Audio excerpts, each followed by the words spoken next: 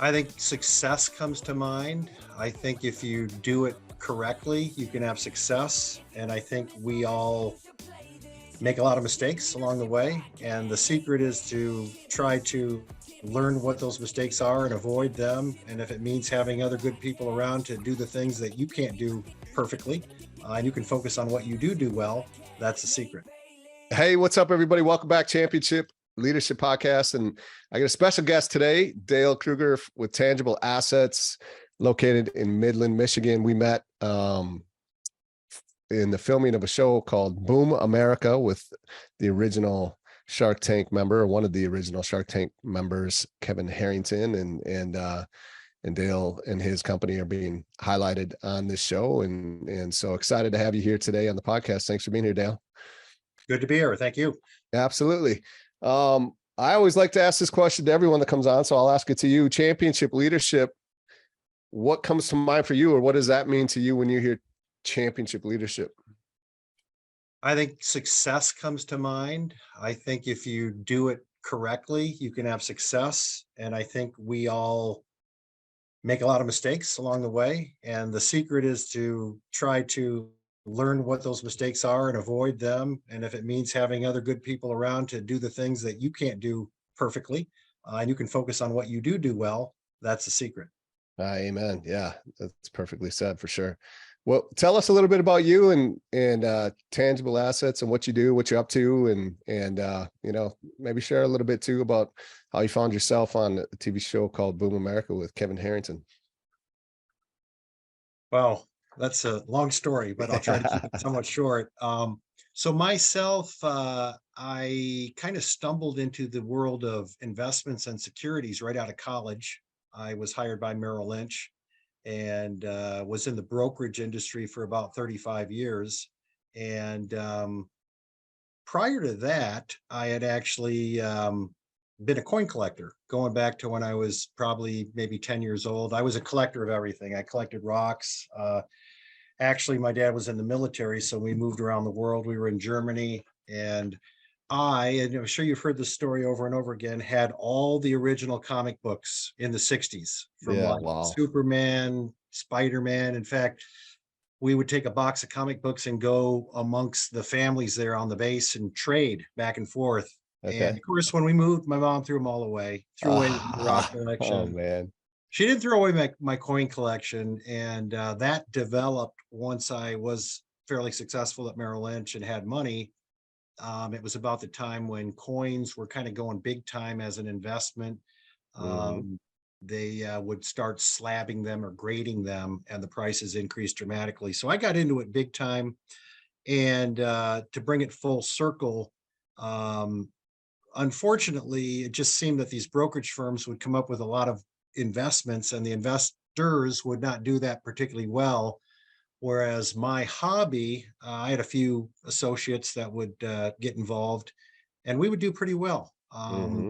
And so eventually, due to all the regulations and the removal of the fun of being a broker, I decided to first part-time go into the collecting world and help clients, in that world.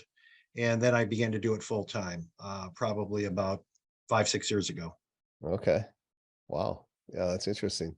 What would that comic book collection be worth about I today? don't even want to think about it. You It's don't kind even of like those stories you hear about the guy that was going to buy $10,000 worth of Bitcoin when it was like 4 cents. Yeah. It was too complicated. And I've heard these stories repeatedly because we go to, Freedom Fest and some of these different conventions, and we hear people let their hair down and they tell us their sob story about, well, a group of us tried to buy, but we got into an argument, so we didn't buy it. And if we had purchased the crypto at that time, the Bitcoin, it'd be Yeah. worth like $500 million now. Oh, So yeah. Yeah. Oh man. You do hear a lot of those stories, unfortunately. And typically it's not on the winning side either. correct, Yeah, yeah. correct, yes. But anyways, well, how did you find yourself teamed up with Boom America? The story there was one of the things I got involved with was a crypto cloud coin. And of course, Bob Safale, Kevin Harrington had a embryonic involvement with that company. I think Kevin did some interviews and some funding, I think, for Sean Worthington and Cloudcoin. And I got involved in Cloudcoin, which was basically a little bit different than Bitcoin. There's no blockchain. There's really no energy that's being used. Something completely different, Hmm. and a chance to again get in early to make up for those Yeah. times we could have gotten in Yeah. early. And because of that connection, got to meet Bob Safale, and he invited me down to Clearwater for Boom America to meet Kevin and Gotcha. to get involved with that show. Yeah. Very cool.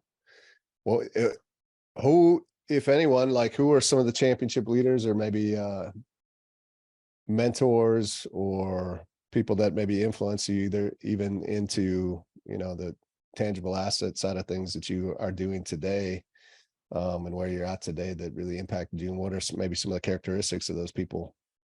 That's a very interesting question because I'm a believer that we all have strengths and weaknesses. And, I kind of use some coaching or sports analogies because I think there's certain players that maybe they hit 50 home runs a year, but they're slow. Yeah. So knowing as a manager, I guess, or as a leader, what the strengths and weaknesses are of different people, especially of yourself. And if you can then make up for some of your areas of lesser skill by having other partners part of the team, I think that's a very key thing.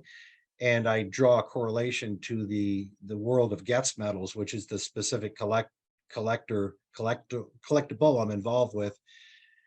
It's a very interesting world because the collector world, they don't really want prices to go up. They really want prices to stay low so they can continue to collect. So Hmm. when you take somebody like me who is in the brokerage industry, of course, there you don't want your real estate to stay flat so you can Right. buy more.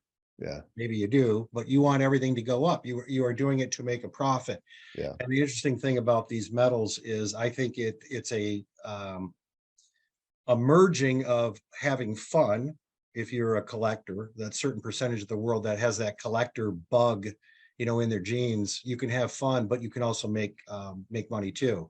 So the old world of the Getz metal collectors it's an incestuous group. It's the same group buying metals. And I'd like to expose these very interesting metals to the masses, to people Yeah. out there who have never heard about them, bring in the politics, bring in the other aspects of it, history, and allow people to get into something early, have a lot of fun, and make it maybe another investment sector that they don't even know about. We're going to create another investment sector. Hmm. Did you say, I think you said you have some of the metals that you deal with? Could you I show do, us, I show us do. those? And that's one of the caveats. This is something you can get into and get interested, but when you end up having 1,500 metals after a while, it's which bank, which safety Yeah. deposit box, it becomes a Yeah. little overwhelming. So I've got a couple here. This is an actual gold medal. I don't know if we can get this to. There you go. A little bit. Yeah. Yep. Oh, wow. Gold medal, huh? Yeah, I And what bought is that? this. This is yeah, a group of medals that Getz did. Richard Wagner, he had a group of probably like 7 of these composers and musicians, and it's a subset amongst all the Getz medals. And this is, for those that are familiar, the grading services are now grading metals. Okay. And this Oh, is an wow. MS 67, which would be almost impossible for a coin or a metal that was made in 1933 to basically have virtually no marks or imperfections on it at all. Uh-huh. A rare US coin that would be MS 67 might be worth 100 grand. I mean, Okay. just a simple answer, but yet these metals are not well known. People don't know how rare they are, Yeah. and they've never been marketed. And therefore, I was able to pick this up for pretty much the value of the gold, Oh, wow. which is an amazing exciting facet of this Yeah. world. And there's different ones. I'd say only about 1 or 2% are actually in these slabs, because that's something that's fairly new. Uh-huh. I guess there's just a little Yeah. millimeter of distance that I got to try to get this to. Yeah. With the But this blue is another back there. metal that, again, gets chronicled everything that happened in Europe from like 1900 to maybe 1945. So Okay. a lot of stuff happened in Europe Very in interesting. those Yeah, no kidding. periods of time. Right. And the history and the politics is one of the things that intrigues me, because when I show these to people who've never heard of Getz or seen metals before, they're fascinated. Yeah. Uh, and to be able to buy these things for, a few $100s or a few thousand. If you're going to collect paintings, you might, what do you need? 50 million, collect a couple Right. $20 Yeah. million Yeah. paintings. Yeah. These are much cheaper. I can pop them in my pocket, walk through an airport. They're Yeah. portable, they're private. Yeah. The politics, the one thing I tell people is there's a lot of craziness in the world. You talk to two people, one loves Trump, one hates him. They're ready to Yeah. kill each other in 5 minutes. And Exactly. what I find out, and what people find out when they study politics, is the world 100 years ago was the same way. In fact, it might Yeah. have been worse. Yeah. Yeah. Back then, they had world wars over Right. differences in politics. So Yeah. it's fascinating. Yeah. That is interesting. Well, what's the big goal for you? What's the vision? I think championship leadership they typically have a big vision and courage to take action on it, make an impact. So what are you looking to do and accomplish through Tangible Assets and the people that you're working with, clients that you work with? I want to do things a little bit different. The average dealer in Getz Metals has an inventory, and he has collectors that will look at his inventory and haggle with them and buy a few metals and put a set together.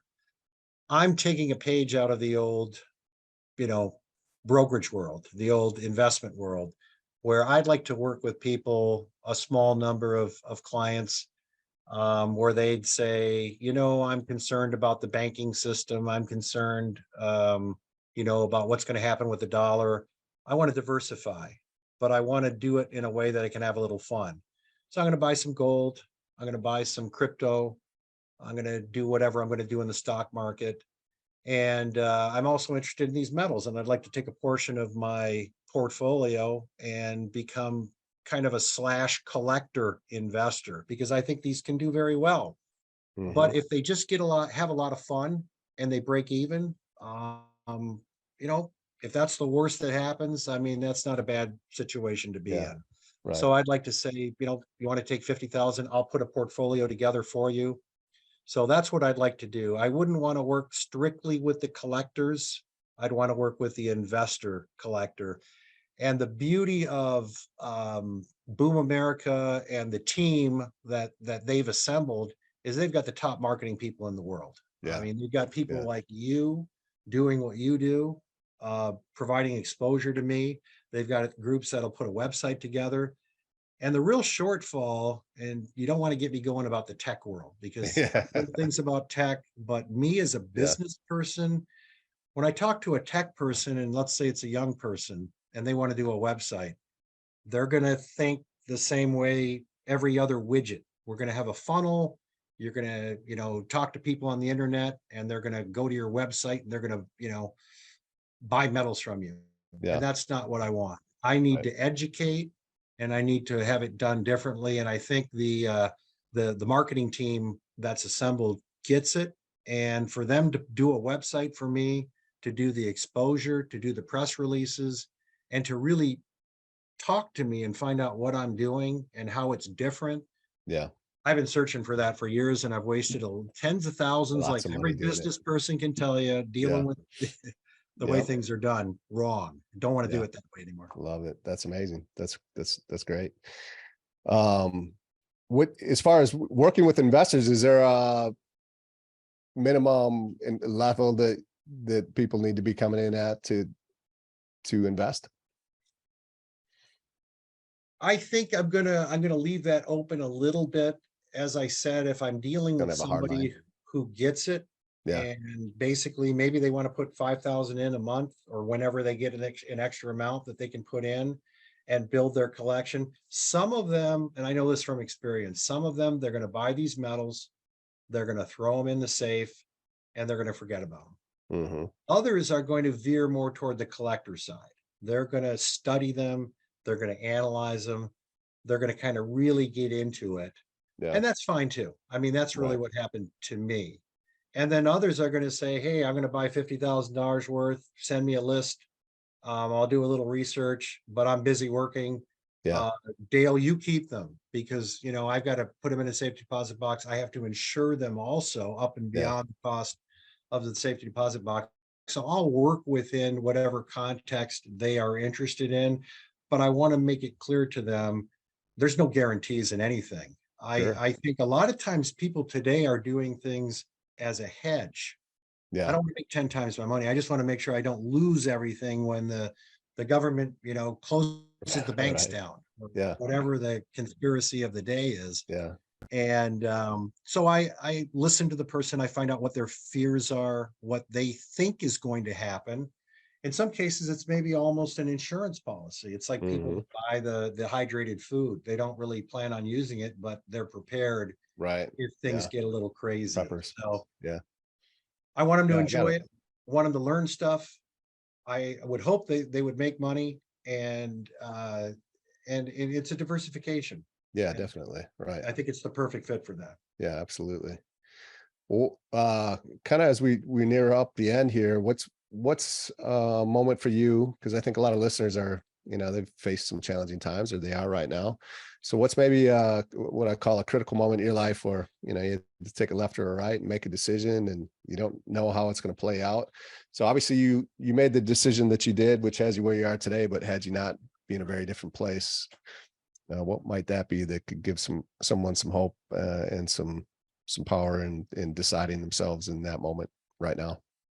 You hear from all the sages of business that you're supposed to do something you like doing, Hmm. and also do something that serves a need of the customer or Yeah. the client.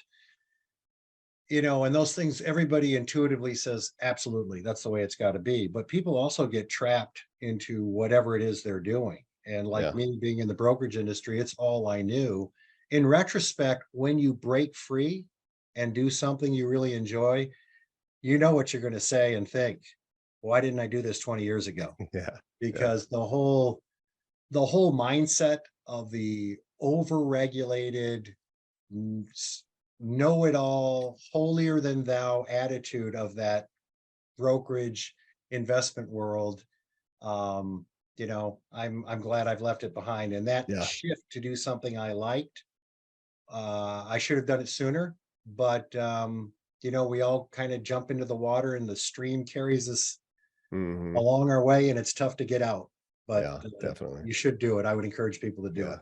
I think that's great advice. Absolutely.